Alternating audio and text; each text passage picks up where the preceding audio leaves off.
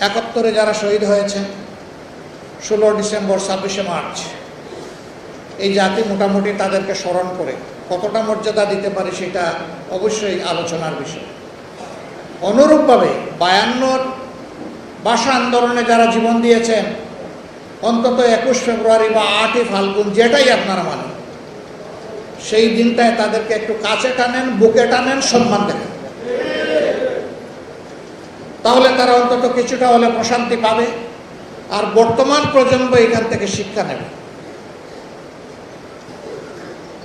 আফসোস, ইতিহাসের নায়কদেরকে সম্মান দিতে পারি না, উল্টা আমরা ইতিহাস বিকৃত করি।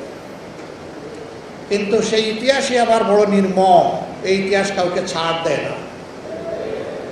ইতিহাসের বিকৃতকারীরা সব সময় ইতিহাসের আস্থা করে পড়ে গিয়েছেন।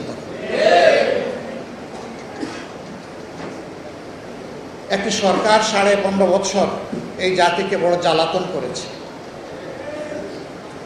ইতিহাসকে কেটে টুকরা টুকরা করে সব জায়গায় অন্যায্যভাবে নিজেদেরকে প্রতিষ্ঠিত করার চেষ্টা করেছে। প্রত্যেকটি জাতির যুব সমাজ সাধারণত অন্যায়ের বিরুদ্ধে থাকে,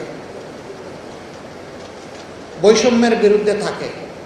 আমাদের যুব সমাজ আলহামদুলিল্লাহ সেই গৌরব ধারণ করে চলছে। জোর করে যে ইতিহাস তৈরি করা হয়, এটা আরেকটা প্রচণ্ড চাপে এটা কিন্তু একদম বিলুপ্ত হয়ে যায়। এটি কারোর জন্য সুখকর নয়। বরঞ্চ ইতিহাসে যার যেখানে জায়গা রয়েছে তাকে ওটা অবশ্যই দিতে হবে, আপনার ভালো লাগুক কিংবা না লাগুক। এর নাম ইতিহাস। যদি ভালো লাগার মানুষকে আপনি সামনে নিয়ে আসেন আর না লাগার মানুষকে যদি ফেলে দেন, এটা ইতিহাস নয়, এটা হবে গল্প। ইতিহাসের নামে আমরা আর কোনো গল্প দেখতে চাই না। ইতিহাসটা উঠে আসো।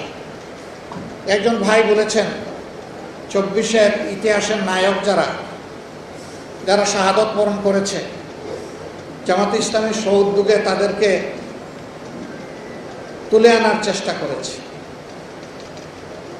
আমাদের বই হয়তো আপনাদের অনেকের কাছে পৌঁছেছে, অনেকের কাছে পৌঁছবে ইনশাআল্লাহ। দেখবেন যে এখানে একটা শব্দেও কোনো দলীয় ক্রেডিট আমরা দাবি করিনি। ইতিহাস কোনো দলের নয়, ইতিহাস একটা জাতির হয়। আমরা আমাদের বীরদেরকে জাতীয় স্বীকৃতি দিয়ে শ্রদ্ধার চূড়ান্ত আসনে রাখতে চাই। আমরা আহ্বান জানিয়েছি, আমরা যতটুকু পারি আমরা চেষ্টা করেছি, জাতির সামনে তুলে ধরেছি। সরকারও যেন এই কাজটা করে, আরো সুন্দরভাবে করে। অন্যান্য যারা দল আছেন, সংস্থা আছেন, তারাও যেন এই পবিত্র দায়িত্ব পালন করেন, আরো সুন্দরভাবে করেন। এবং তাদের এই কাজ করতে গিয়ে যদি আমাদের কোনো সহযোগিতা লাগে, সেই সহযোগিতা দেওয়ার জন্য আমরা প্রস্তুত।